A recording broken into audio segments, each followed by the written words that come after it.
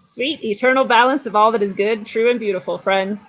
Tonight on Rogueways, we cannot get enough of the Tartaria epic that is sweeping the alternative community right now. We only just covered mudfloods and Tartaria a few weeks ago on Rogueways, but we found that there is so much more to explore.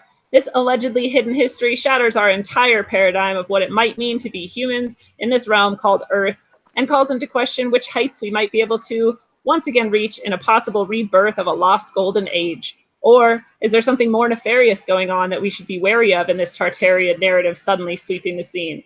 Let's find out tonight. But before we jump in, I wanted to remind you all that you can support my work at patreon.com/rogueways.org. No, I'm sorry, /rogueways, or paypal.me/Corey Sharman, which is QUORRISCHARMYN. And you can check out more of my work at rogueways.org and in the Eyes Open Facebook group, where we have curated a lively and loving community of open-minded, critical thinkers. Additionally, Rogueways is very pleased to announce the formation of the Eyes Open Network. This new collective of podcasters is comprised of myself, Benjamin Balderson of Odin's Alchemy, Claude Furry of Talking Nonsense, Steve Poikonon of Slow News Day podcast, and Brad Tracy of JFK to 9/11. These incredible hosts will gather together at least once a month to deliver a State of the Union roundtable squawkorama. Expect wacky antics, topical philosophical wanderings, and nearly illegal amounts of fun. This content will only be available for Patreon members of Rogueways, so go to www.patreon.com/rogueways again and right now to subscribe. So now I'd like to introduce you to our star-studded panel tonight. First up, we have Maria, is it Oosting Reynolds? Reynolds Oosting. Reynolds, oh, my bad. I'm sorry.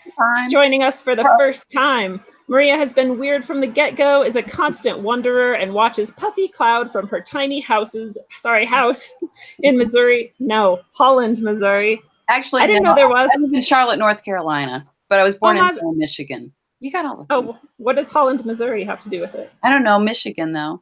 I just messed it up entirely. Cover the world. It's fine. All over. MO. All right, so she had her kids at home, has lived in a bus, and gardens for a living, all amidst traveling to her heart's delight in her new truck. Is that right? Yeah. So, Maria, thank you for being here. Thank you. Oh, and your hair looks stunning. We love it. Awesome. Thank you. We also have Chrisanne Zauby returning once again to Rogueways. Chrisanne is an exquisite artist who creates gorgeous paintings and also crafts some stunning jewelry, but tops it off by leaving trails of thoughtful profundity wherever she goes, reminding people to explore the realms of the strangely beautiful universe we inhabit. Check her out at zaubystudio.com. Chrisanne, thank you for being here. Thank you for having me. Back once again. And my dearest friend, Sasha McDonald, joins us tonight to top us off with the purest light this world can hold. Sasha hails from Canada, where she eats rockets and coffee crisps, drinks Molson, hangs out with Moose, and constantly reminds us of just how good life can be when we know who we really are. Sasha, thank you for being here. Thanks for having me. Nice to see you again. So now, friends, we have the pointless question of the episode tonight, which is, what are you guys all thinking about this full moon eclipse, blood wolf, supermoon that we have tonight? Well, if I go first, I think like any of these things, it's just a moment of nowness. And whether it's a full blood moon or a sport ball playoff, it's just a chance to be now. And maybe the moon affects us like a tidal wave. And so it does make us a little more anxious or whatever. We can always put our intentions out there for it, whether it's a full moon or a new moon. But is it anything catastrophic? No. I love that. I love that point of view. What do you think, Chrisanne? I guess every time we have one of these weird blood moon type things, I feel like we enter into a new elevated state of consciousness. So I don't know what to expect, What's tomorrow going to be? Yeah. Stepping through a portal. So, I love that too. Well, that leads into, because I don't really have any personal opinions or ideas about it, but I did look it up, what somebody else thinks. And that kind of is similar to what Chrisanne just said. Somebody felt that it was like a good omen. It was a good sign for considering upskilling to further your career prospects, or if you are looking at ways to improve your self-development. And they looked at eclipses can often mean change, representing the end of something and the beginning of something else, and just bringing awareness to a previously hidden situation. Oh, nice. So that's what I guess, with references to the wolf and the first full moon or whatever of the month kind of a thing, and the super blood moon and whatever else it means, and the eclipse type thing. So yeah, I feel like we haven't had, like, we've had all of these eclipses in the past, I feel like a few years. know. We've just had a ton of them. But I don't think many of them have been full eclipses. I think they've been partial. So it is kind of it's like Right. ending, I guess it's the end of a cycle of eclipses that started in 2017, according to Austin Right. Kopak. Yeah. And so maybe that is kind of like what you're talking about, Chrisanne, that there's like a new consciousness coming, maybe astrologically speaking. But I never really know for sure. But I do like that it's ending with the full moon eclipse, in that season of eclipses. And there won't I be think another one. Oh, Right, till 2021. yeah. Oh, It's the really? last total, full. Yeah. And I think they said this one was going to last one of the longer amounts as well, 3 hours or something. I read. Oh, wow. Yeah. I was wondering too, because I think it starts just after we're probably going to end the show. So maybe everyone can go out and catch some of it. And it sounds like we will if it's going to be a 3-hour event. Well, Yeah. the cycle period is only about 15, 20 minutes, but it takes a while for it to pass into that phase. Okay. Okay. So we might miss maybe the beginning of it. Well, it's just so gradual. You slowly see the moon changing color until it looks Like blood. blood. Yeah, which will look kind of creepy, but it does give us that opportunity, like you're saying, Maria, to be more present in the moment, which I really like as well. And, we create our reality. So if we think of it, hopefully in positive ways of stepping through a good portal to a higher consciousness, maybe that'll be better for us. I think Yeah. I don't think it's visible in the continental US though. I think it might be Well, I on was the just other outside and I side. saw the moon, so if it should be. Right. I think it don't is know. visible for It might be us in the shadow. northern hemisphere, or for us. Maybe. I heard in Maybe Australia for they're not you. going to be able to see it. Yeah. Right. Okay. All right. Cloud cover coming in. Yeah. Well, let's get on to the meat of the show. So I wanted to ask you guys how you each kind of came across the Tartarian epic saga and kind of what you think about it in general. Well, I had a bit of free time through the Christmas break, and so started going down that big rabbit hole and going, I have never heard of this. What are you talking about, mud flood? And I think Chrisanne and Sasha, both of you started saying, hey, you should take a look at this. Check out this site. And oh my goodness. It just changes your perspective and lens on life when you start looking at a new worldview. And there's just anomalous architecture out there that has no explanation when you start looking at it in a different view. And yeah, it's just a deep one. Yeah. Awesome. What about you, I'd say, Chrisanne? Or go ahead, Sasha. we should finish with Chrisanne, because I was going to say the same with Maria. Chrisanne's the one that got me interested in it, and she was posting pictures of wandering around New York and mentioned something about Tartaria, and I thought, why is she taking pictures of the floor of this building and the pillars and the outside and the corner of this building? Like, what is she getting at? Yeah. So I Googled it on my own, and yeah, I was just absolutely fascinated. Started watching some videos and checking out some sites and paying a little bit more attention to what she was talking about. And so, yeah, I think we both have to owe it to Chrisanne.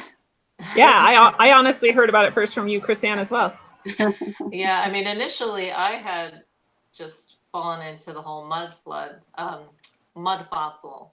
Mm-hmm. So I don't even know how I started looking at that, but if you put the keyword in, I kept getting suggestions for the mud flood, and I'm like, what is this? So then it took a while, it takes a while to figure out what are they talking about, because they'll show you windows or buildings, same thing, and you're like, you have to watch like a handful to understand, but Yes. it was the mud fossils that intrigued me the most. I'm still intrigued by that kind of more. Yeah. So do you think that connects with the mud flood Tartarian history thing? Like, do you think that there were giants in that time, or? I guess it has to tie in, but I feel like it was a previous cataclysm. Like we have like different layers of like, and plus different types of cataclysms. Like it may have been like a solar event, whereas other things were flooding, and the effect that it had on the organisms, like because some of the mud fossils are giants, like it's their faces or their bodies, like just Ooh. fossilized. It's not the buildings. Yeah. So like mountains are really people laying down. Oh, You yeah. know, they just got dropped Oh, I dead haven't looked at in that. this thing. So it's like it's a Wow. whole other, aspect of it. Whereas the mud flood is like where the people. It's just the Yeah. buildings. So Yeah. but they're both really cool. Yeah, Right. I as well had looked into the mud fossil stuff maybe about 6 or 8 months ago and thought, oh, where's this going? And I was quite fascinated with the idea. I think you guys talked about last time with like what's that, Devil's Tower being an Achilles tendon and how the tendon would get cut. And if you were to go down under there would be threads of gold, like veins of gold, and that's where the gold would settle if you were stuck in the mud and died that way. So I was quite fascinated with that. But what I didn't like was the thought that when I'm walking along, yeah, exactly. Devil When I'm, Tower. Yeah. I've got that. Yeah. Can you see it? Yep. It does look like it Yeah. could be like a foot and a heel. yeah, and the Well, if it was a striations of tree. the tendons. But what I didn't like was the idea if you're walking along a lake shore and you've got the different colored pebble rocks, and that would be the lung because it has different color little nodules in there from the exchange of oxygen and stuff. And I just thought, okay, I don't want to think about that I'm walking on somebody's broken up bit of lung. Yeah. So I stopped looking into that. Yeah. It would have to be, it's like another level of paradigm shifting to imagine that there were giants all over the world that lay down and died. And then somehow the world would have had to drastically rearrange itself for us to be living in the same environment, right? Like the atmosphere and the gravity would have had to be different to create such giant beings, perhaps. Right. Living on And compost maybe giants. those are examples of different dimensions, right? Like trying to understand what's a dimension shift. But yeah, it was Good too much point. for me, that one. Yeah, that's a whole other episode we could probably do. Yeah. All right, so let's talk about Yeah. the architecture. Do you guys think that we still have Tartarian architecture around that we can see? And let's start there, actually. I think you guys have some cool pictures to show, maybe. Oh, a couple. Yeah, maybe Marie could go first.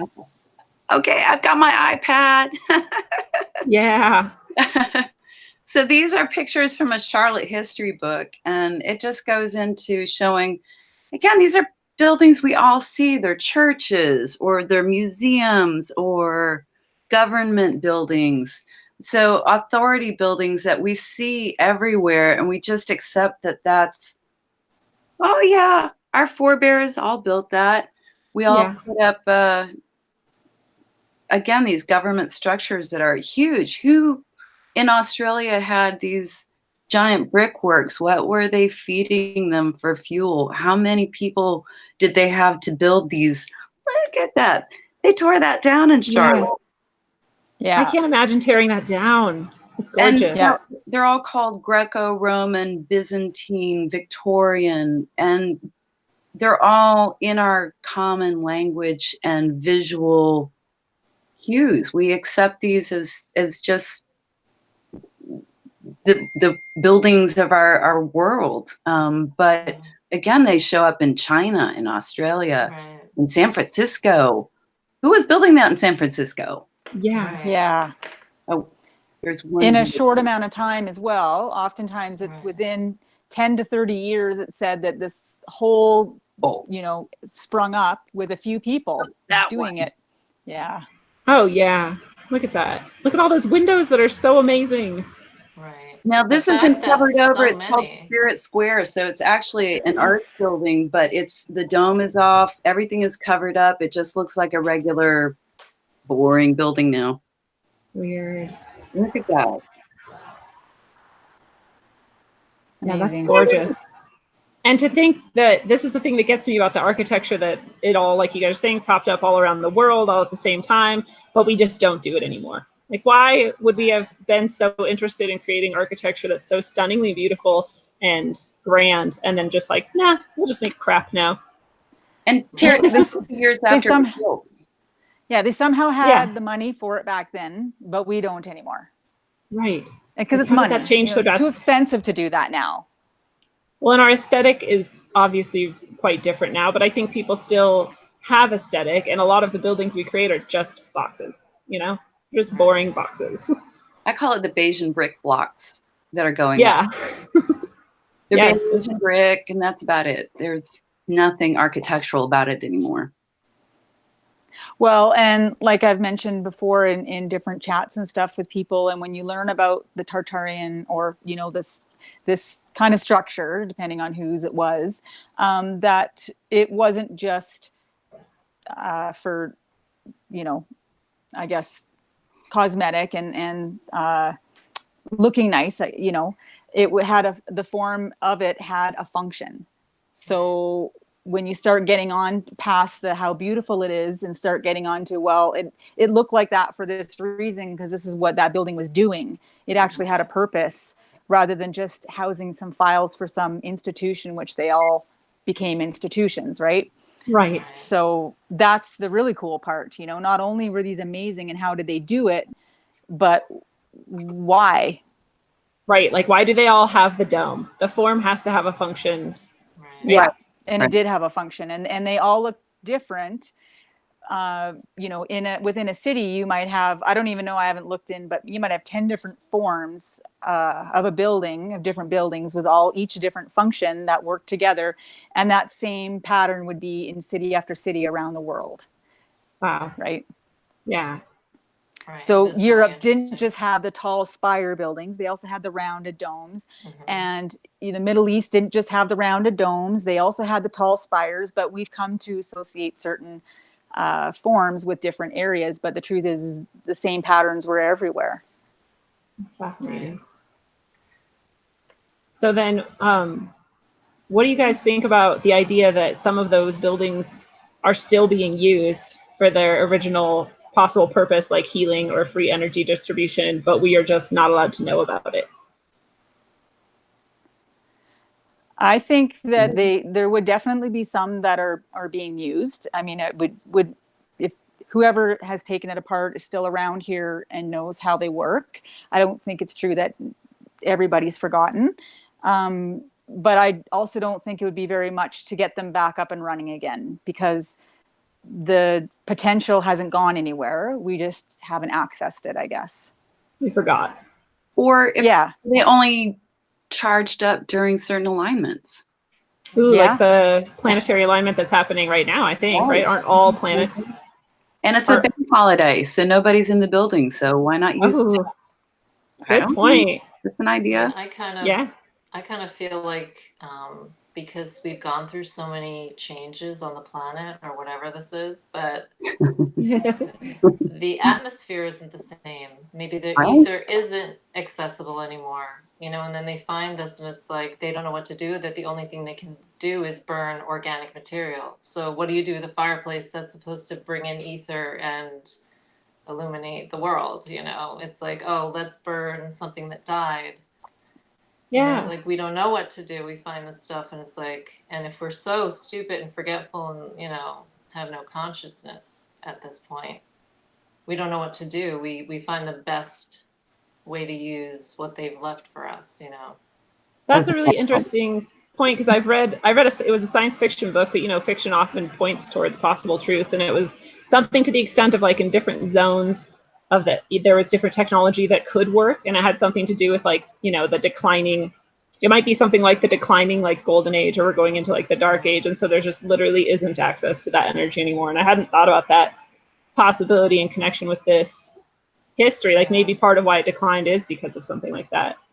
Because like on that I Always Seek, Dee Smith, she has like she's so smart, but like in her video she talks about how the divine race declined, like they had all these powers, and when the ether recedes, this divine race becomes like everybody else. You know, they don't have their spinach. You know, they're just like Yeah. weak. And then to mock them, like she said that they would use an emerald to watch them fight. They would throw them in the arenas, and I think I put it up there. It was about the emerald, but like I think a certain race of people without a certain being out of their element, you know, the element is gone, and now you have to sink or swim in this new environment with all these darker entities, and sort of a test. But it's, I guess, who knows with the ages, you know, the yugas, you know, like how that really works. Devo, So the evolution. even the buildings don't have access to that either. They're out of their element too. Ah. That's a great possibility. That's a good point. I guess then I would wonder why we're seeing things like a Tesla tower and discussions of that kind of technology coming back. Do they know that potential is going to come back, or Maybe what do you it think? is. I don't know. Did those fires start because of the buildings? Were they bioaccumulators and we had a great solar flare that blew up a lot of things? Return of the ether. Maybe this new energy coming in is just like blasting through, and you know, and maybe if you can't like kind of channel it into the right ways, it does destruction. Destruction. Oh, I like it. Hey, we're so smart. I like it. Well, thinking about like those, I mean, like the Kremlin domes. I don't know if anybody else has looked at the Victor Schauberger work, where he's holding water in the egg-shaped containers. Could those rounded domes be almost like an accumulator for ether or water, or yes, like a magnifier or something? That similar weird shape that we don't use for much of anything anymore. Rounded shape. Why do we need a round shape? Yeah. Yeah. Right. The circle is divine. So what do you guys consider might be the possibility then that this is actually, you know, the reason why this has blown up on the scene recently and that we're getting all of this information about it is that it's some sort of intentional misleading, like psyop or distraction or something like that? And also the great reveal, like we're in the age of disclosure. They always talk about some of these secret societies have been the holders of wisdom, but they're allowed to share it to more of the masses if they're willing to pick up the breadcrumbs. And I looked into a little of that meme history-ish with the rave Viking, and that was at the beginning of the internet. And it really displayed how these memes sort of work. And it took about 2 years for something to pick up speed to suddenly become a mass consciousness. And I think a lot of this goes back to Anatoly Flamenco. And from what I was looking at, most Russian folks have been looking into stuff for about 15 years. Okay. And he's written about 55 books. So most of this goes back to him, some of these alternate timelines. And so is he the guy that says something to the extent that like there was an added 400 years into our history 4, that didn't actually exist? 4,000? Wow. No, 1,000. 1,000. Okay. The I for Christ, I can't remember, but something to do with I for Christ became a 1. And so we had 1,000 years that were added. So the Dark Ages were actually just kind of added. And you had a lot of ones that wrote in Enlightenment. And from that Enlightenment, we get our new history, which is crafted. Yeah, the date would have been written like a lowercase I and then 500 for the year 500. And it got accidentally or purposefully or possibly misinterpreted for that lowercase I to be got turned into a 1. And then it became the 1500s. It's hilarious that it could be an accident because humans would totally do that and then be like, oh, well, there must have been a Dark Ages because we can't really figure out what was happening during that time. Well, especially like, wake up the date 1 year and it's year 500, and then the next year, you know, you go to school and it's like, no, it's 1500. You're like okay. Rick Van Winkle. Where was I? That was some good weed. Exactly. So, and again, there is always that possibility. It is a psyop. Oh, sorry, we lost you, Maria. Oh, you want to start over? Can you hear me? Yes. Yes. But it does always have that possibility of a psyop, because how does this help us? I mean, there's always Right. that, what does this disclosure help and make us better? But then again, we can't have truth if we don't understand our history and our past, and we can't know where to go forward. If we did have a steampunk culture that was essentially worldwide, that changes our lives. Why don't we have that now? Why aren't we still striving for betterness? Why are we fighting each other so much? Mhm. Exactly. War, the perpetual I mean, war. Yeah. the age of the internet too, you know, we're trusting what our research is showing us to Research. be this. We can put the information together and think that we're coming up with a story, but of course, then there's always that possibility, like, oh my God, am I following a trail of BS? You know, like, how do I know this is even real? Can I trust these people from all over the world or wherever they came from? I'm like, are Yeah. you guys real? Yeah, I always Mhm. have to question this. Yeah, yeah. Woo, yay! Yeah. So Yeah, there's it's nice. always that little thing that pops up, you know. I could be fooling But myself. that's always the but important part, is to hold both of those thoughts loosely and not to hold on too tightly to anything, because Right. we don't have empirical evidence. You can see with your eyes and go to a place, but just because you Right. saw a building doesn't mean you know the whole story of it. Mhm. Exactly. And I think that's part of the psyop, as we get with a lot of things, conspiracies or truths or things that come to us, is trying to figure out, like you said, how does this help us? And of the 50 things that are said about it, which 10 are true or which 49 are true, and the one, you know, Right. and I guess that's part of our fun, is a speculating. It's also part of the psyop of taking us away from being outside, you know, doing other things. And here we are inside researching on this computer again, still, you know, which obviously is voluntary. It's not like, you know, it's mandatory or anything. So we're doing it because we want to. But Yes. yeah, so those are the kind of psyop things that I wonder about. You know, which misinformation are they sending us, and or giving us, and what are we not doing while I'm spending months looking at this? Yeah.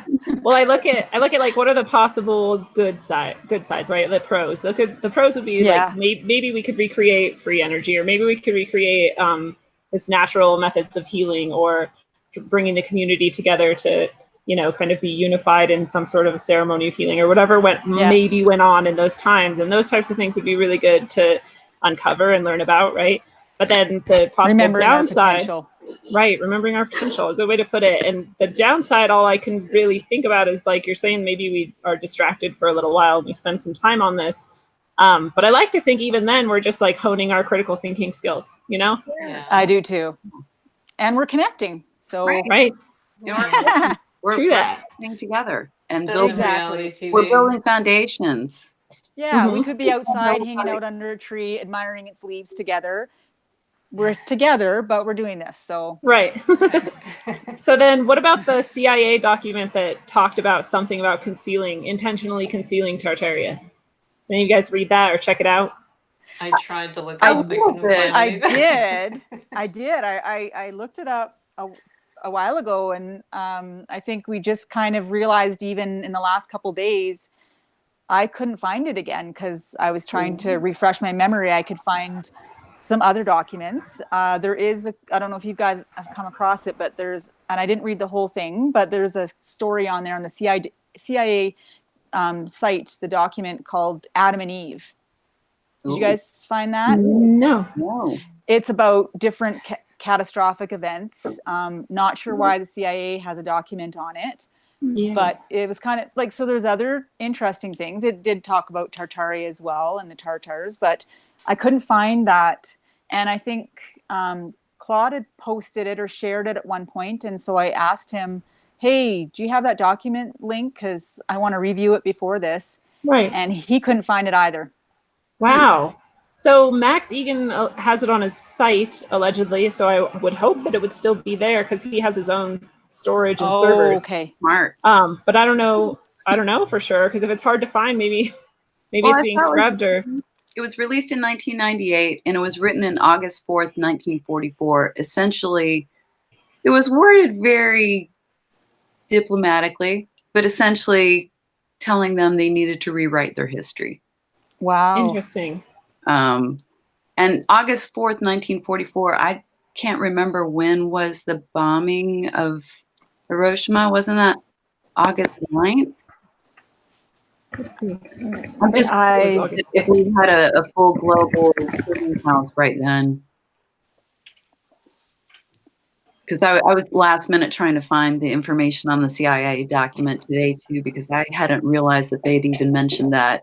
So it looks like 1945, August 4th, 1945. So exactly a year later. Yeah. Interesting. Let's clean house. Well, and then so Sasha had exactly shown a year later. Wow. Yeah. So Sasha, do you want to talk to people about that image you found of the bombing of Hiroshima that was interesting? Do you remember that? Yeah. Okay, yeah, and I don't know, you maybe, oh yeah, you're not able to access your pictures, can't but I show did it. send, I guess if I was ready, it is sitting over there, but I went to Japan when I was younger and we went to Hiroshima. Wow. And I remember just being really fascinated because the building that they said the bomb dropped over was called the A-bomb dome. And it didn't, it was obviously, you know, in like, it's still standing, but it's pretty well like an empty shell. So there's not a lot of it left. And they said that when the bomb dropped, it explodes right over whatever it's, and then it kind of goes down and then out. So whatever's right underneath it doesn't get pulverized like everything else does. Ooh. Yeah, and you know, I so that was the story, and I took lots of pictures, and I thought this was really fascinating, and I always remembered about that building. And then when I started learning about this, I was flipping. I was like, oh, that building in my mind looked a lot like some of the buildings I was researching, especially the dome, right, and the technology of the coil inside. And I really wanted, so I pulled out the old picture. And it's very similar. And I mean, we know even from our research that Japan had a lot of Tartarian in the same. Yeah, there it is. Yay. Thank you, Maria. Yeah. Yay, internet. So weird that dome is still standing. Can't do that with the library. Yeah, and the other things, I was a little bit further away from it for one of the pictures, and it's right beside a river or a body of water, which is also pretty common. And I think Claude talked about that in the last episode as well, about how these buildings are often near water, whether they're putting the energy in there or drawing it from, or it has something to do with the energy cycle or circuit having the water. So I was like, wow, that building's even right beside the water. Yeah. Oh, here's one. Let's see. Lost it. Hold on a minute. Well, and it seems like, I'm not a scientist, I don't know, but it seems very unlikely that it would not be pulverized. Oh yeah, right by the water with the dome and the spires. And all those windows. In Japan. In Japan. Yeah, it does not look very Japanese from what we're, you know. And I didn't even consider that. Yeah. It does not look Japanese to me. No. Yeah. Is that what it looked like before the bomb? I think so. Okay. I don't remember seeing a picture. Well, wow. It's like Hiroshima Peace Memorial. Oh, maybe that's the new one. That's a new one. I don't know. Look at those boats. It looks old. Oh, okay. True. Huh. I'd say. Yeah, I never actually don't remember seeing a picture of what it looked like before. See photos after the atomic bomb. Oh, here we go. Same spot. Yeah. Oh, yeah. Wow. So that was before and after. It is pretty fascinating that would be standing at all. You know, the rest of the building looks pulverized, basically, and just the structure. It seemed very plausible, right? You know, bomb drops, everything underneath is like a vacuum, and it's all protected. And I was 16, I believed it. Like Dresden. What happened at Dresden? That was supposed to be a Bavarian fairy tale. So they had to clear the evidence. Yeah. Yeah. Good point. You were talking about the cathedral in Cologne, Germany. That was bombed out. They had to replace the windows. I went to visit that, and it's just insanely huge. It's actually part of the train station. Oh. And a block or 2 blocks away from that, when they were digging out bomb shelters, they discovered a Roman villa with swastikas in the mosaic. Oh, Wow. Roman. Yeah, Yeah. Roman. So it's interesting because I've been riding trains a little bit lately because I find it way more fun than driving for like 6 hours. So, but the train stations that I end up on, they keep reminding me of Tartarian architecture as well. And it's interesting that they would be connected to this transportation mode. But I feel like one of you guys maybe posted something to a possible like tunnel system. Yeah, or the something. pneumatic trains. Yeah, Pneumatic trains. Yeah, I've been looking up the pneumatic trains, Ooh. and it was, and it kind of gives meaning to the name for it, the tube in London. Because it was a tube, but apparently London just did a trial. I think they built a bunch of tunnels and kind of tried it for a really short amount of time. You know, went to all this effort, all these underground tunnels, all this expense and effort and the idea, but it didn't really work, apparently. But in New York, they actually had it going for a couple of years. I don't know where the dates are now, but it was a pneumatic train. So it was on rails with like it was like a pressure. Like the pressure differential would cause it to move. Like the bank Yeah. tube. Like the what? Exactly. Just like the Yeah. bank tubes.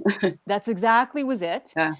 And it did function for a while. And then I can't remember why they said they had to shut it down, but they did, you know, they had to shut it down. It was cheap. Yep. Okay, It was yeah. So they affordable. also called it. So in 1799, it was first proposed. That's not, but it went for 3 years from 1870 to 1873. It was called the atmospheric railway. Used differential air pressure to power propulsion. Acted as a piston in a tube. Yeah, they just built a demonstration subway line. You know, all that effort just to demonstrate what it might be like. Yeah. And then just let that technology go completely and move on. After 3 years, they were done with it. Wow. And they took away the tube, the pneumatic train, and they put on rail cars. So they had these people going through these tunnels on these open little cars. Whoa. Yeah. And so what they changed it to was like this, you know, this website was showing how ridiculous it was, what they changed it to. It's like the Flintstones version of it. Like how much do they have to pay those people to get on that car for the picture? Because they weren't going through that tunnel. Like it was going to be scary. Yeah. Like Willy and Wonka. like cold. Yeah. So they have, I mean, now Elon Musk has been trying to bring the Hyperloop into existence, and that it just makes me think like we already had this technology at some point, and now we're pretending like it's brand new again. Well, yeah, because he was talking about that big tunnel system and how much it would have cost to build it or how he's going to do it. And it's probably all there. Yeah. Yeah. Because they talked about this being everywhere, not just in New York. Maybe this is a time to bring up, because didn't we also find something about there just being tunnels all over the world that we didn't expect or that are kind of coming to light or that could have been part of a system like this? I think a lot of places we've heard about the tunnels and we hear about the construction of them. So whether it's Korea or Japan or the Middle East or different areas. Or Paris, and over 400 square miles under Paris. Wow. Exactly. And I think what we're realizing now is we probably didn't build them like we said we did. We just claimed that we did. So that's what I'm thinking anyways. Mm-hmm. Well, like when you go back to Kiev and some of the pictures and that they unburied it, that they didn't build it. Or St. Petersburg. Yeah, St. Petersburg. And I looked up, it was in the Smithsonian magazine, so it must be true. But the Gates of Babylon, and they showed this mud plain with maybe a couple of small pieces sticking up.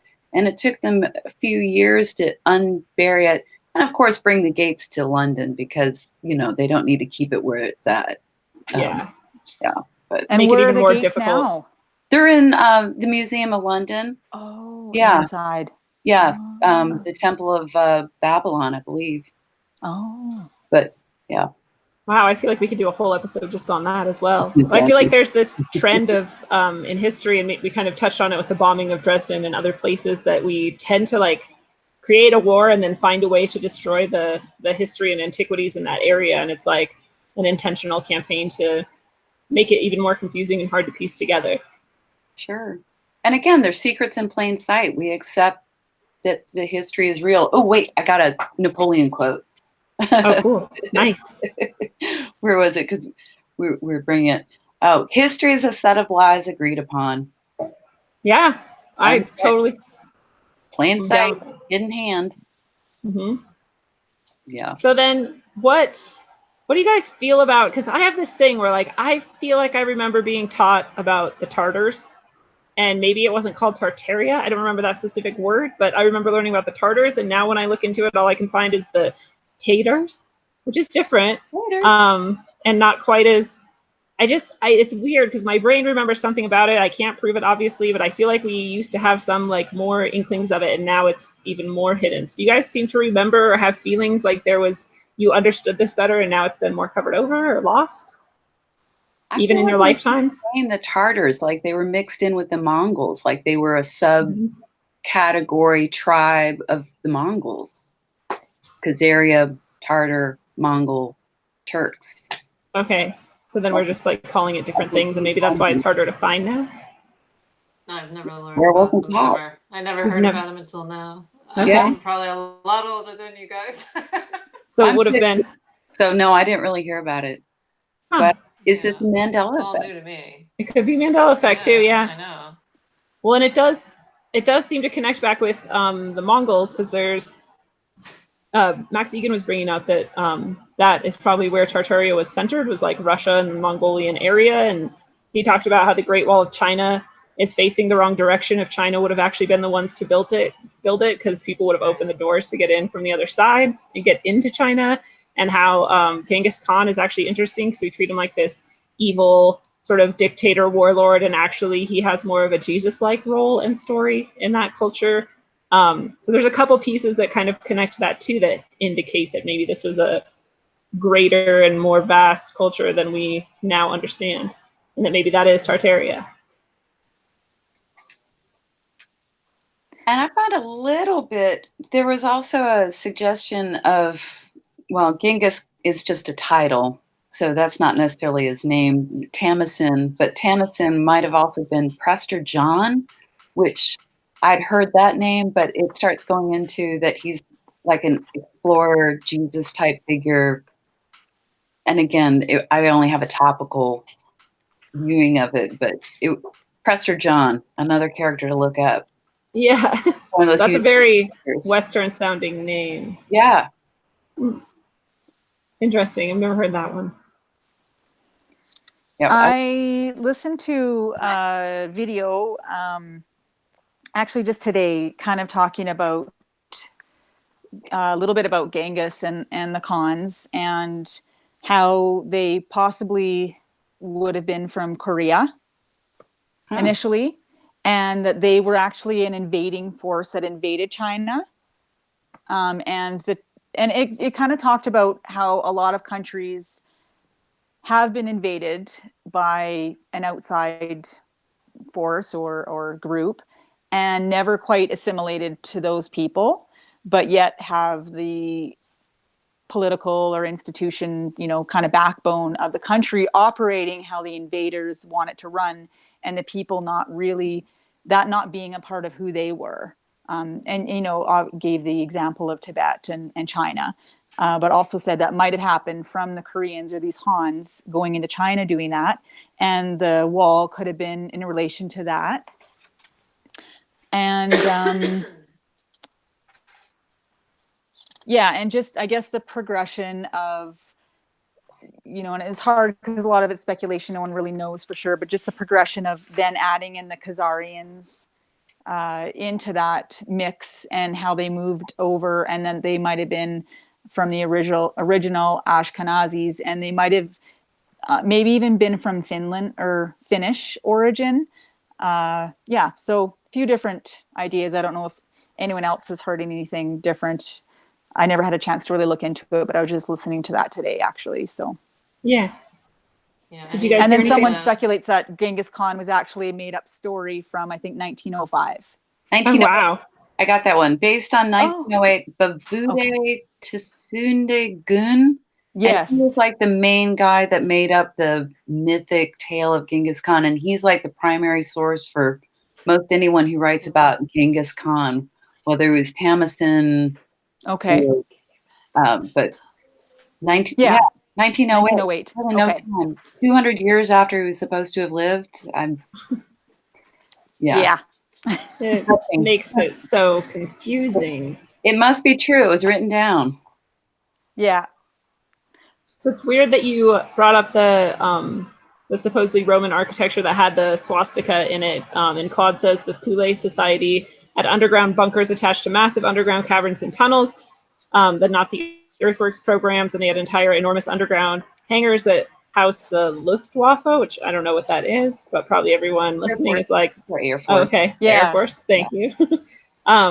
He says his personal belief is that World War II was the possibly like the last kind of huge battle against the remnants of the Tartarian Empire, and that was kind of the last nail in the coffin of like changing the histories and making everything so convoluted and hard to figure out. Which is interesting because we're just like, we hate the Nazis and we hate, Germany and this Thule stuff, and so it'd be a really effective campaign if that's what happened. Everything gets reversed. The great Yeah. reversal. I would say, and from other shows I've watched and listened to, it was probably the last defeat of the Aryans, which if you want to turn it from Aryan, that's kind of linked in there. Yeah. As well as the Taro Aryans, Oh. I've heard as well, like the Taurus, and different things like that. So I think there is speculation that that was basically the defeat of the last stronghold of the Aryans and what they were. And obviously the technology they were utilizing, which included the swastika and, and more than just on a flag, and also the propeller, because propulsion and propellers were really big as well. It's not explosions. Yes. And I mean, we know that the Germans were known for their water travel, submarines, and propulsion technology. And that was apparently really big for the Tartarians as well. And even with the Vikings, like they were sailors and built the boats, whether it was the Lusitania was their boat as well. Zeppelins were safe. Exactly. And Wow. I guess another interesting, so in different movies I've watched as well, show that World War II was a winning of communism. And that's partly why we're seeing our world where nothing can just get better, because, and whether communism is just a political label, and whether we're looking at something like a dark force or an AI or something is taken over. But somebody was saying that they consider, I think it was that Andreas guy was saying in a video that he considers BC, like before Christ, to be before communism or before the collapse. And AC is after communism and after the collapse. So World War II was like the last, like it's communism's won, is kind of what they were saying in this as well. So the Aryans were defeated and the communists won. It makes me think about like that swastika symbol is kind of representative of this universal energy and this type of movement. And then you guys are connecting it to like the propellers and the propulsion systems that were different in that culture as well. And then now we're using combustion and blowing things up, and it's just like, it's almost like two paradigms like clashing. And Really? Instead of the smooth, effortless, free travel, it's like, yeah, which is, it's like a great metaphor for everything I feel like we experience in our society. It's kind of fascinating. What do you think about all of that, Chris Ann? I haven't really thought about the whole the communism attached to it, but I mean, I know that in a lot of the research that I've seen, I've listened to whatever I could find, that Tartaria was sort of just what goodness was left really globally. It was sort of a global group of people, empire. So it's hard for me at this point in all the research to put it into a specific place. And I don't really know what to think about, World War II as far as, wiping out the Tartarian race, because I don't know. If we're like part of the good guys, then they didn't get rid of us, Yeah. Right, So I'm right, always right. like holding on to hope that, we still can win. I don't Yes. know. I'm just Yeah, a well, fairy tale person. No, I Yeah. think that's a good point, because I think just because they destroyed as well as they can that kind of culture's territory or stronghold or their kind of ideology from proceeding in mass, that doesn't mean that it's actually eradicated. No, not exactly. Just the ability for it to be effective or take effect or Or to be obvious. still be on that path. Yeah. Well, Yeah. bring into it Right, I mean, the epigenetic memories that we still hold some of those base feelings or something's lacking. We recognize that our world is not what this wasn't the adventure I signed up for. Yeah. Yeah. And then one thing I was just thinking about was maybe if you substitute instead of the Communist Manifesto, the technocrats, which got a real big start in the 20s. And we're obviously living in a technocrat's dream right now where you can itemize everything from our video chat to what things we purchased on our credit card. And I mean, this is Brave New World opening up. And So you know a little bit more about the steampunk kind of theme or that idea.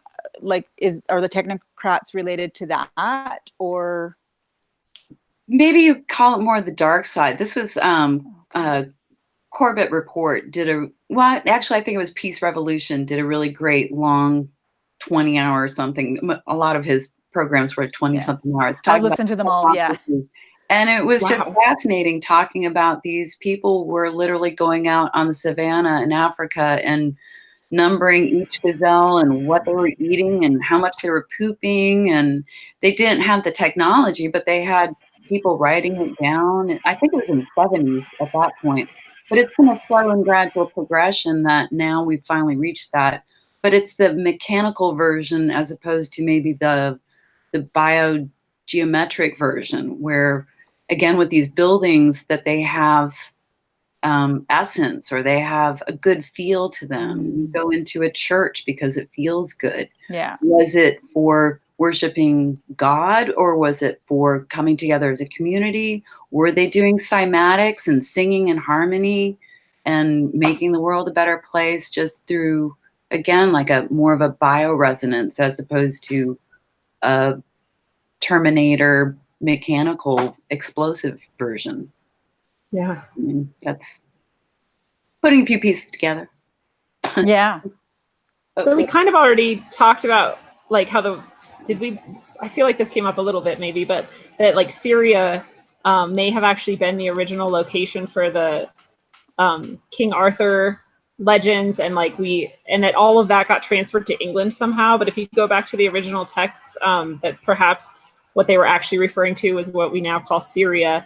And then that even phonetically kind of connects with like Tartaria or Aryan, right? Maybe. I don't know. Do you guys pick up anything about Syria or? I didn't get as much. Maybe the cross-cultural King Arthur crossed over into and talking about the bear symbol and the Grail, which is just, again, a bloodline. And there was a brief mention of Arthur of the Allens who fought with Attila. So I'm not quite sure how that all correlates. But again, I think there was a global mythic culture that crossed boundaries, whether you start working into the Hyperborea. And that seemed to be a North American culture, whether it was Nordic, San Francisco, the Urals. It didn't seem to be as much South America, but maybe that's just because I haven't been looking as much South American and caught some of those references. But I don't quite get Syria, but we sure have been bombing them. Yes. Like we're targeting the destruction of their antiquity as well. So yeah, I just wonder how that ties in with it, or if it's some sort of a like remnant or not stronghold necessarily, but like there's something there that would be a key to sort of unlock more of this mystery, perhaps. And I love that you're representing the lost history with your gear there, Maria. Put my hat on. I think we're about to get into the top hats, so why not? Shall we just jump to the top hats? Yeah, you're right. I did look up the King Arthur, and I didn't find too much okay. with Syria being England, but it did talk about King Arthur possibly being a Roman military leader, and Right. it was a tale that was told by the French to England, and England said, "Hey, this is a great story. Let's make it ours." Is kind of the story with it, but that he was maybe a commander of a group of Samaritan warriors from what is now Iran and Russia, is what I found out about the links for that. Interesting. Back to Russia again.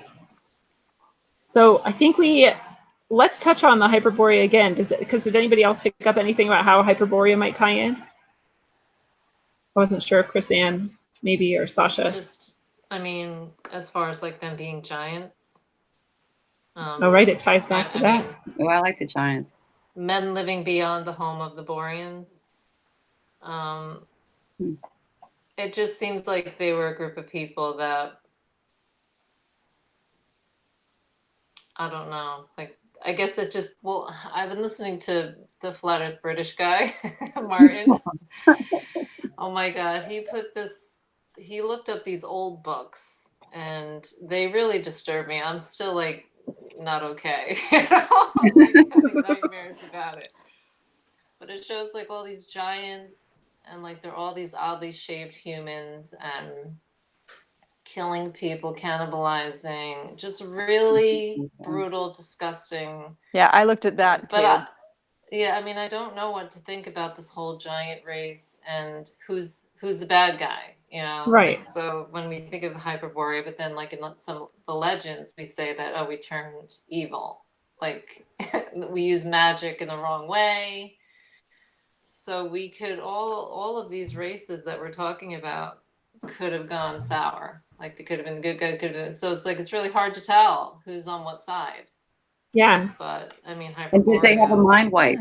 Some sort of weird mind wipe that we all forgot anything. Which and if you view yourself as a higher being, as a giant, and then we're pretty tasty. So, you know, are we, you know, the giant's pig? And if we're eating pig, that's not too different from us, but we view it as a lesser being, even though they have the same mental capacity as we do in many ways. We're like the stock that got left behind when they kind of died off, and we've just run rampant in the world trying to figure out what this technology is. Right. But yikes. So, yeah. Could be. I mean, all right, so I just wanted to also, I looked up griffins because I don't think we ever really talked about griffins specifically. We didn't get on this topic, and that's supposedly on the Tartarian flag, right? As a griffin. Right. Because I never put two and two together that the yellow represented the gold. They were like guardians of priceless treasures. Griffins, like they symbolized, they were a symbol of divine power. They were said to use gold in their nests, protectors from evil and witchcraft and secret slander. I just thought that the symbol for Tartaria was kind of a really cool, virtuous, you know, symbol. It was protective. It was a protective symbol, unlike like a phoenix or a lion. Any of those others weren't as much of a protective as the griffin was, the eagle and the lion combined. The phoenix has a lot more negative connotation. And what about the gargoyles? Would they be related at all, or does that tie in? Because they're also protectors, but we look at them as a bit more like dark or evil, maybe than a griffin. Yeah. Right. More on the and side. I think they had the owl as well, right? They had kind of two flags. Right. Yeah, the owl. Yeah, and a lot of those heraldry start having because I know we talked about. Sorry, what'd you say, Maria? Oh, a lot of the heraldry, just looking into the flags, the more modern ones have the griffin heads. So they took the heads of the griffin. Ooh, Yeah. nice connection. Yeah. They're like, we slayed them. They're dead now. And then the phoenix you're saying is more like a little more negative because you have to burn to the ashes before you're reborn. So there's that reset. Maybe that's another symbol of a reset. We Good brought point. the full Rising from the and then we ashes. burnt down. And that's a big Mason sign. So, and then the phoenix was originally the kind of bird for the United States, and then it changed into the eagle. And the eagle is, in real life, very vicious, actually, and it eats, carrion and dead flesh, and it steals babies from other birds. And, we love eagles, but they're actually kind of brutal. So that's interesting, too. The phoenix became the eagle. It's brutal war eagle. It became Right, so about then- being brave, right? Being brave and vicious. They're more like a vulture. Yeah, they are kind of like, not as brave. They're going to go cheat and steal their way through it. Interesting, which would tie back to that sort of idea that this is all like a parasitic attack on something that was, I guess, more generative and beautiful than parasitic. So again, was this during that medieval, the knights, the grail, the honorable honor, and now we've gone this very dishonorable route. Very dishonorable. We've got a very narcissistic society, which is not helping others. And it is very parasitic in every aspect of it. Our economy, the way we interact with nature, the way we interact with each other and our systems of control. Yeah. So then what do top hats have to do with any of this? Well, there seem to be some top hats in very empty streets directing children around in some of the perhaps cultural reset pictures where big buildings, muddy streets, no one around except for a couple of guys in top hats. And it just seems like a big symbol for a shorthand for I'm in power. I've got a top hat. And maybe I'm also hiding a conical head. Yes. The oblong head. Love that. Yeah. Yeah. Yeah. There's some talk of that. Or they kind of seem like the foreman of the dig site or the build. Like instead of the white hard hat, they had the black top hat and often a cane as well. Like a straight stick, which wouldn't have had a curved on the top. And I think somebody even on one of the other sites posted there's a cane in Canada that has some kind of a seal on the bottom, like in gold. Yeah. And so I don't know if these guys would have maybe stamped in the cement that it had been top hat approved or reset approved, mud flood, or just in the dirt, or just I've got a cool cane. I don't know the purpose of it. There's not a lot of information, but some have speculated that they might have been originally hiding an oblong head. I don't know. Yeah. Maybe, though, if this was like a parasitic race that somehow came in and caused all of this, maybe they do look different. Maybe they're the breakaway civilization that's hiding underground, waiting to take back or just take control of the top world. There's my crazy for the day. It's interesting. I just happened to see this Yankees cup that my son got from a Yankee game. And one of their logos is like an Uncle Sam hat. So the Uncle Sam hat, suddenly I'm like, oh my God, that's a top hat. So then I looked up Uncle Sam and it said it was like implemented in 1812. He became the symbol. And now my computer won't load the page. I wanted to read what it said. Uncle Sam has always been weird to me in general. Like we have this name and this symbol for like it's almost like a big brother thing, like here's the image you think of when you think of who's controlling you and telling you how to live. Great American commercial. Woo! Yeah. Uncle Sam is a common national personification of the American government or the United States. Wow. In general, that according to legend came into use during the War of 1812 and was supposedly named for Samuel Wilson. The actual origin is by legend. Might not even Um, have been a real person, maybe. It's a popular symbol of the U.S. government and American culture, manifestation of patriotic emotion. So you would kind of charge that symbol almost like a sigil, and then when you roll out the top hats to sort of do the administration of the reset, it would already be a Right. symbol of authority. Yeah. Or instead of Right. being called top hat guys, they were all, oh, Uncle Sam is here. Yeah. Yeah. Right. He's And here then to I was oversee. like, then I was thinking about how the top hat is so much like the magic hat and the capes, True. and how, you know, we have Things this in here. magician. Of course. The magician. Yeah. There's Yeah, room in there for a lot of things. I looked up this thing. There's a We could have a painting we could have by. a pyramid in here. Yeah. God, what did I do with that link? But I had Well, a painting of this. Bosch did a painting of a whole magic routine going on where the guy's doing a sleight of hand. So the guy's wearing the top hat and he has an audience, and then someone in the background is like stealing from the onlookers, the foolish. Like there's so much symbolism in it. Oh. Wow. Hieronymus. So it's just so weird that the top hat is sort of representational of, you know, the distraction. You know, the government's Right. always creating a distraction that we think is the real story, and then there's always so much other stuff happening. Right. But I like that tie back to the magician's hat as well. And then I think about how if they're mostly redirecting children during this time because they've killed off the people who would remember and the people who would know and be able to pass truth on, but they wanted to keep the children as trainable, you know, whatever, children are going to respond more to a symbol that was already represented to them as like a friendly, fatherly, you know, Uncle Sam with his top hat and trustworthy or whatever. I mean, that's a Right. Monopoly board piece. The top hat. Yeah, Yeah. exactly. And It is, I it's a just think symbol. it's great occult that and magic, you know, Yeah. like the Symbol. magician again. Yeah. It's just like spell casting the public. Yeah.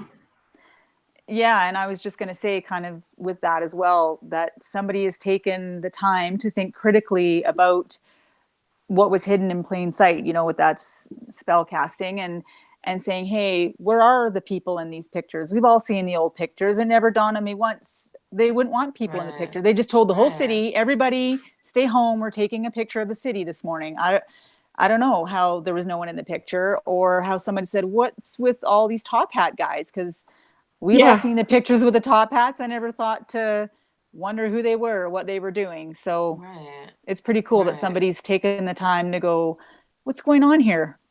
Yes. Yeah. I love that critical eye. We got to develop more of that. So then what do you guys think about the possibility that the catastrophe, like the mud flood or whatever it was itself, was engineered, not a natural disaster? I think it's possible. I don't know whether these buildings had the technology to do the whole world or why they would want to, whether it's something like a comet we've kind of alluded to before with opening a portal or causing something. But I think it's been shown, and you know, I kind of believe that it's possible with earthquakes and sound and different frequencies that they can liquefy the ground. Right. And so I don't know how, why, or what did that, but I think it's possible. Mm-hmm. I'm a little more, I think it may have been natural, but again, maybe a cosmic alignment. You start going into thunderbolts projects in the electric universe, that there could be a passing planetary object, meteors, maybe the ether theory. Saturn wants our sun. Oh my goodness, that's a deep one. Yeah. But I don't know. Again, we've got wildfires that are burning buildings down to ash, including stone and toilets. It's suspicious. Right. But we had a lot of fires. Look at the expositions and crystal palaces all over the world that are made of glass and steel that dustified. That's Right. suspicious. It's pretty hard to accomplish with fire. Well, they didn't have any jet fuel, so Yeah. How could they have pulled it off? I think about like this kind of global idea too of that, you know, there was the flood or whatever, and it was a punishment from God or the gods, and against maybe some of these like giants eating people or raping humans or whatever, and that so that maybe it was directed in a way, and maybe that was tied into like a natural system, or I don't know. Yeah. I just kind of think about Yeah. that as well. I do feel that way too. Like it's the whole tempering of the soul, that somehow nature is tied into your deeds, that you're just harvested, you're taken out. And you know, this word harvesting is always brought up in a lot, well, it's brought up a lot lately, Yeah. that word. So I wonder if it really is just almost a form of nature that this happens. Like every now and then a weeding happens, you know, like, I don't know. Yes, I do like kind it's a of feel like response to yes, this it's like kind of energy or misuse of energy or something. right. It's Well, bizarre, but nature needs compost to grow. Yeah, you gotta have destruction to start something new. I was gonna say it's doing its own. What is it called when you? Editing. Well, like Weeding. ground, yeah, weeding and hoeing and when you put the little holes in the grass. Oh so yeah, that it- aerating. Aerating, yeah, it's doing its own aerating. Yeah. It's like this destruction has to happen to bring something new, which ties perfectly into the next idea we were going to bring up, which was whether or not Tartaria was evil, right? Because maybe it was connected with some of this like great evil that maybe was happening, and so maybe part of the reset was necessary. Or what do you guys think about that? Like where do you lean on the balance of whether you think it was a good or an evil society if it existed? We don't even know who they were. Right. We don't have enough information to judge them. Yeah, we call them Tartarians, but it's just that's the going name right now. Shorthand. We don't really know if this was all their technology, if they were part of a reset, how old and how long they go back. Yeah. or if it's Do you have any just thoughts? like part of them went bad, part of them went sour, you know, it broke off, you know, it's just It's kind of that Atlantis how it is. Lemuria. Yeah, it's just Yeah. like Like the the creating of, I don't know, the watering down of the race into this wishy-washy evil. I don't know. I think then there were still people that held on to it, and they were, you know, good people or good whatever they were. yeah, good beings, good But entities. knowing about the technology and everything, maybe, you know, they knew how to corrupt it and use it in the wrong way. Like the pipe Mhm. organs being from a horror movie versus the pipe organs from, you know, Interstellar, you know, or the church music, you know. You can give some of the creeps or, you know, Yeah. their Yeah. vibe. I don't know. Like, Absolute power I think corrupts they were both, absolutely. you know. Yeah. Yeah. So then I had this thing that just like popped off in my brain, and you have to accept that space is real for this to work. And you have to also accept that we can leave whatever plane this is, if it's a planet or a whatever, for this to work. But if you buy into the idea that space is real and that there are other planets, it seems like it's possible that there is some indication that there are structures on Mars and the moon, and that has been intentionally covered up and hidden from us, right? Because they don't want us to know that possibly we were a multi-planetary species or race, or that someone on Earth was, at least, right? And maybe that goes back to like the giants or something, who knows? So if we were this kind of multi-planetary race, or someone here was, maybe that was kind of, we were getting out of line or out of hand, or that was kind of our Tower of Babel where we were reaching too high, you know, by going to these other planets and doing that. And so maybe our kind of like alien overlords, or like our alien administrative arm, like came in to sort of shut it down. And maybe that's why you would see these abandoned structures, or these like dead planets, or the dead moon. And it kind of like made me think then back to like the Vimana stories from India and Hindu culture, that there were these battles in the sky, right? And that they're documented as really happening, not as a metaphor. So I just kind of thought of all that, and I was like, maybe that is part of this reset and this lost culture and technology and our lost history. And what do you guys think about that crazy idea?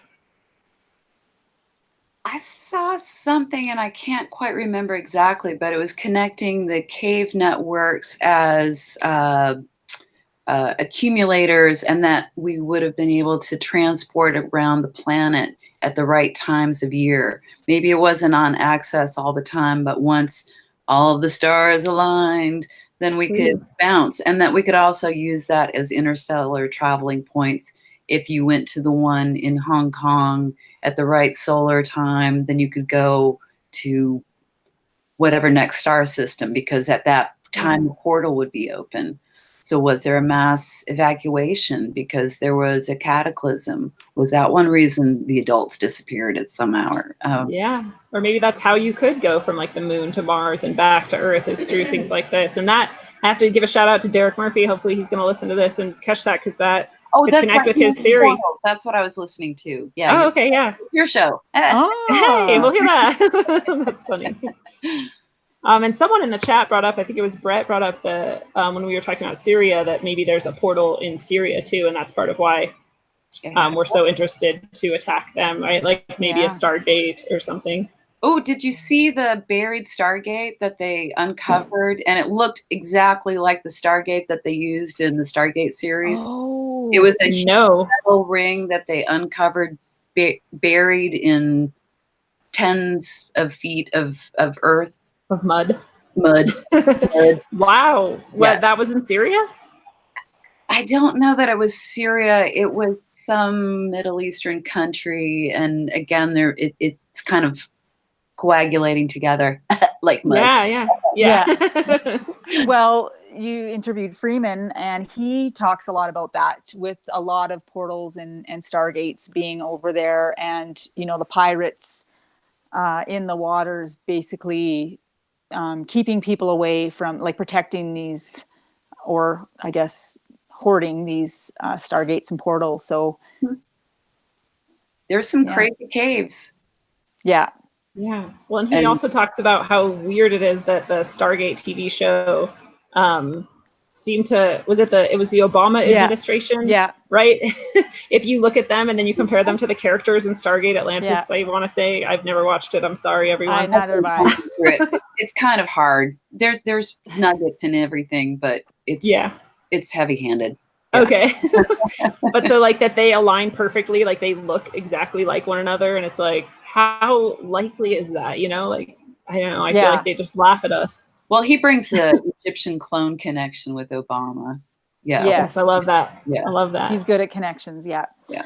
I wanted to say, just again, I think with stargates and portals and space travel to these different areas, not that I follow him, but just listening to that Corey Good guy, I think, and but talking about how he would how they would take him to, I don't know if he went to Saturn or where he went.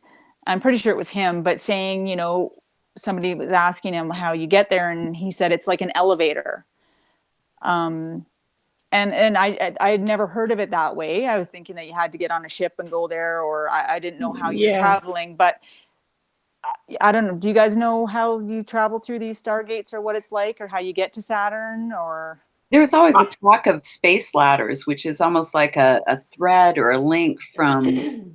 I mean, it would make more sense to be energetic than an actual physical ladder. So if you had a energetic link between, again, the portals align, you can step through it. But if they're not aligned, it's just regular space. It reminds me of Jacob's ladder from the Bible, where he sees the angels coming up and down, right? Yeah. What do you think about all of the portal ideas and the interplanetary stuff, Chrisanne? I mean, I think it's possible. Sure, why not? I mean, I don't know. I guess I'm not more thinking in that realm of a scenario, but I mean, I guess it's possible. They say that the Gnostics, they say that we ascend to different levels.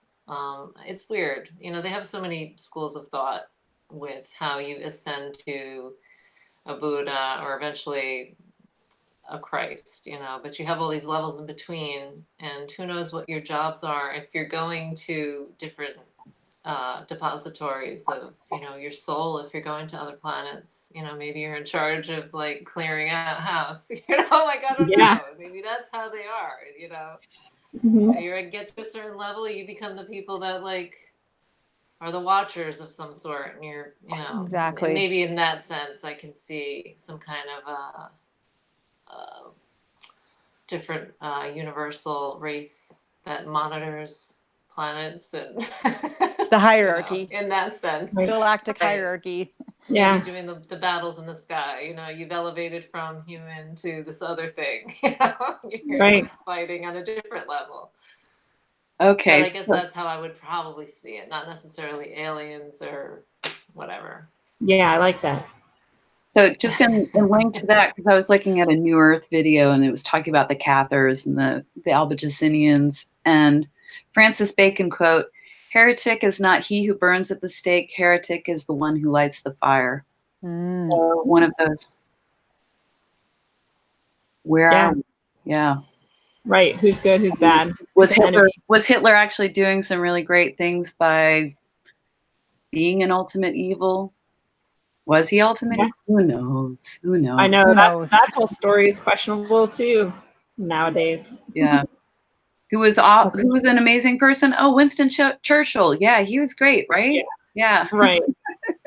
Evil Right. man. It's Yeah, hard and we're to supposed even to question celebrate. it. Horrible, horrible. It's such a heated character. To even bring it Yes. up or to question or entertain any kind of a thought, you can't even, you know, but He must be a white you supremacist. wonder. Yeah. Let's just call him a racist and be done with it. I kind of love that type of thing though. Like, what are we most programmed to hate? What are we most programmed to believe is true? And like, those are exactly the things that maybe we should question. Like, why do we think that? And like, what is our evidence? Yeah. And it is the hardest things to investigate, honestly, because there's so much emotional energy, which is an element of their magical, you know, spells that they're casting on us. There's Mhm. all this emotional energy behind forcing you almost to think a certain way. So it's really hard to break the programming, but it's really, I think, a good practice Necessary. to try at least. Yeah.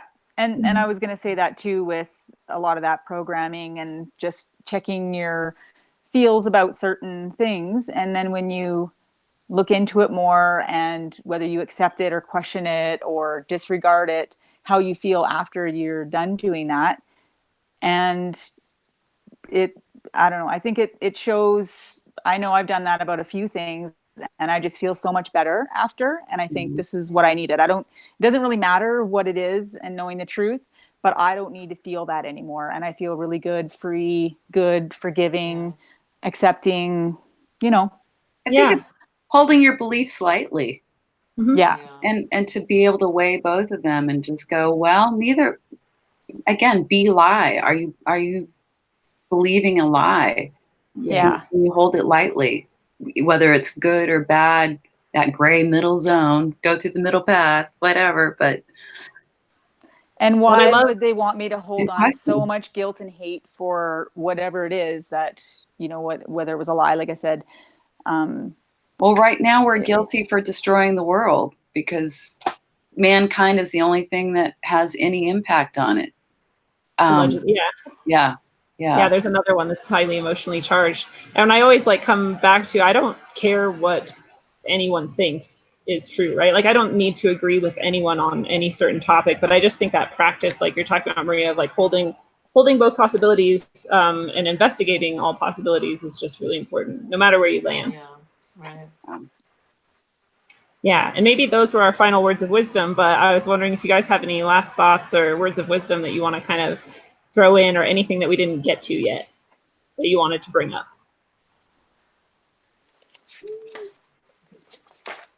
I'm going through my notes too. Yeah. I think like anything though is discernment. And here was one of those great quotes again, Thessalonians, but test everything, hold fast what is good, abstain every form every form of evil. I mean, that's just that's a good way. Yeah. Test everything. Use discernment. Yeah. And like Sasha's saying, right, your discernment is partially attached to like, how do you feel once you're done, with your investigation? Because that's going to give When you are a you good ever clue. done? Yeah. Hopefully you're not. Good point. That's a good way to end it. Those are good, wise words. Oh, Yeah. yeah. Yeah, and That's I would good. say with Tartaria and this investigation in general, it's just one more thing that I like to look at that helps me see the puzzle that I know or I believe or I want to believe, that we are great people. It's in me to want to do better and strive to do better. It frustrates me when I can't do that or when I see us blocked from doing that. When we know to do better and yet we don't, just that kind of theme. And not that that helps because what we were doing, we're not doing now, but maybe with some of it believing or knowing that we were, because I remember years ago talking to a friend about, I want to go here. I want to go experience this thing in the world. And he said, I don't think you're going to find that here. Like, I know what you're looking for, but you're not going to find that here. And, sort of insinuating if I wanted to have that, I had to die because that was in heaven or that wasn't existing on earth. Right. Like I'm being too idealistic and I was like, and I always wondered like, why was I so sure that existed? Like, and I just had to go find it. And to me, the Tartaria is kind of like, see, there it is. Yeah. I knew it was here. Yes, I resonate with that totally. Like that. If it's been done before, we can do it again. Yes. Exactly. Yeah. Make it better. Right. And that part of that thing that I think you're. Sorry, go ahead, Kristen. I was going to say, I think the group of us that do find it fascinating have always had this feeling throughout life, like there is something else. And when you find some material proof of it, it's like you don't want to let it go. You have to keep looking for more information. It's like, I wasn't just all my powers restricted me, and I'm just in this place where nothing is like magical or beautiful. Maybe we're unburying buildings. Yeah, and for me, it's like, and how good and free and beneficial was their technology for everybody? What was the purpose of them planting every tree in a certain spot with every flower for the ultimate benefit for the plants and the people enjoying? I just like looking into those levels of how great they were doing things. How intentional and specific for a specific goal, and how, yeah. You still feel better when you go in these buildings. Yeah. If you're in a church, an old church, and they didn't need bathrooms. It's neat. Yeah, they didn't need bathrooms. Those are better times. I always need the bathroom. We call it the tinker store. So I think also like what you're talking about, Sasha, is feeling that need to find this thing that seems to be missing. And then Tartaria seems to reaffirm that. But I also think that that thing, like that person was kind of right in a way, like you're not going to find that here. I think you are going to find that inside of yourself, right? And that's part of what we're all looking for too, is how to re-engage that truth inside of us with our reality outside of us. Yeah. And this is a random thing that I want to throw in because Kathy brought it up in the chat and I just missed it. I just found it, and it's weird timing. But when we're talking about the portals and possibly how you travel through them, she said that she's heard of a chair associated with the portal travel, and that you have to be in the bloodline in order to access that chair and its abilities, which is fascinating because we always have this obsession that the elites seem to have with bloodlines and keeping their blood. That's that Stargate Atlantis link too. They had to have an ancient bloodline to sit in the chair that controlled some of the technologies. That's Tom Montauk was. I like him. Montauk Boys, and that was one of those time traveling chairs, space and time traveling. That is fascinating. Yeah, and then the Grail. That's the bloodline, the River of Blood, blood. Yeah. Fascinating. So there are like probably a lot of people that have a little bit of that bloodline in them that could be accessing this, but it's kept from them, so they don't know. And then we start getting that Ancestry.com.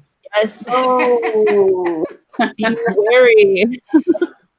And the Mormons. Oh, for like you're like gonna suddenly like get your DNA swabbed, and then they're gonna be like, "Oh, kill that one," and you're like, "I had a heart attack suddenly. Sorry." Right. Or bring them in. We need some more technologists that can run this stuff. Yeah. Right. Start training them, or training them young. Yeah. Right. Yeah. All right. Well, then let's wrap it up. I know we already did final thoughts, but any last thoughts again, since we're had some new ideas come up. Wow. Thanks for doing this. Thanks for doing a part 2 and letting me be a part of it. This was fun. Yeah, I really like what you guys all brought to it. These were really fun ideas that we had. I know. Totally honored. Yeah. Thank you, I Chrisanne, like for talking about exposing this. us and making Aw. research so much. So sweet. It hurt my Yes. head. So great. It wouldn't have, So it wouldn't great have happened meeting all without of you. Christine. You too. Yeah. All right. Well then, friends, it is a beautiful thing, and this has been your analog, electric, concentric dose of wisdom, according to Maria. Maria, thank you for being here. Thank you. According to Chrisanne, thank you for being here. Oh, thank you. And according to Sasha, thank you for being here. Thank you. Sometimes we can go mad trying to imagine what our true past actually contained. What is real if we have no way to verify it, and what can be swept away like it never existed if we can't control whether or not the future will remember accurately? Does it even matter if there was a worldwide golden age level society that spanned Earth, even if it was thriving only a matter of decades ago? It might not change your current reality to any major extent. You will still have bills to pay and the control grid to escape from in any case. But here is what matters. Your imagination is a powerful tool for manifesting. Ask yourself this: what would be the motivator to hide such a history unless there was a massive probability that the mere knowledge of it would unleash something they couldn't control? So imagine, what would a world with free energy, with community healings, with transportation and production without environmental degradation, and with an eye for the marriage of form, function, and beauty look like? What would it feel like? What do we want to move toward in the future? Unleash your minds, and until the free energy revolution, travel well, aim for balance, and always look inside first. Oh.